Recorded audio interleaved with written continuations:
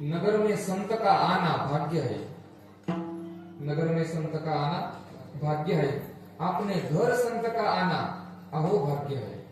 संत को याद करना सौभाग्य है, संत हमें याद करे यह परम भाग्य है, और खुद संत हो जाना यह महाभाग्य है। पण आणखी माझे थोडंसं एक वाक्य राहिलेलं आहे, खुद संत हो जाना यह महाभाग्य है, और इतना सब होते हुए भी हम ना सुधारे तो यह दुर्भाग्य है। आता गेला नका बाबा कळल्यावर तुम्ही जर ज्ञानाच्या मागे लागले तर ज्ञान भेटेल, परंतु भक्ती घडेलच सांगता येत नाही। परंतु पुढे भक्तीने धरले हाती मागे सगळ्या गोष्टी करतात। खरं तर अण्णा एक कोटी सांगायचे, अण्णा म्हणायचे किती गोड कोटी आहे पहा महाराजची।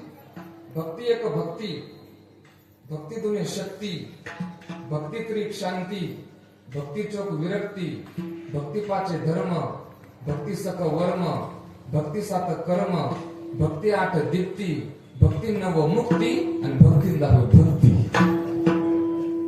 किती गोड कुठे आहे, म्हणजे भक्तीत काय शिल्लक राहतंय असं काहीच नाही महाराज। सेवेचं आमंत्रण मला ज्यांनी दिलं, आमचे बालपणीचे सौंदडी याच गावातील एक आदर्शवत कीर्तनकार।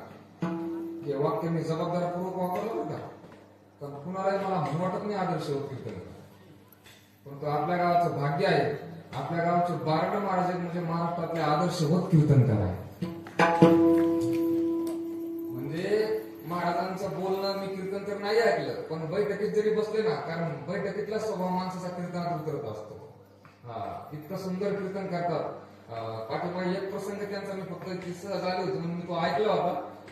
काहीतरी इंद्राबद्दल काहीतरी बोलत होते, इंद्राचं बोलता बोलता देवेंद्रकडे ते गेले। तो प्रसंग ते छोटी शिकली मी ती ऐकली होती, त्याच वेळेस मला त्यांना फोन करावा वाटला होता, पण रात्रीचे 12-1 वाजले म्हणून मी त्यांना फोन केला नाही। परंतु मला आनंद वाटला, त्यांची ती भाषा सुंदर आहे, सुंदर कीर्तन महाराज करतात। आणि या परिसरात त्यांची कथा आपण शिवमहापुराण कथा या ठिकाणी सर्वांनी श्रवण केलेलीच आहे। या कीर्तनाच्या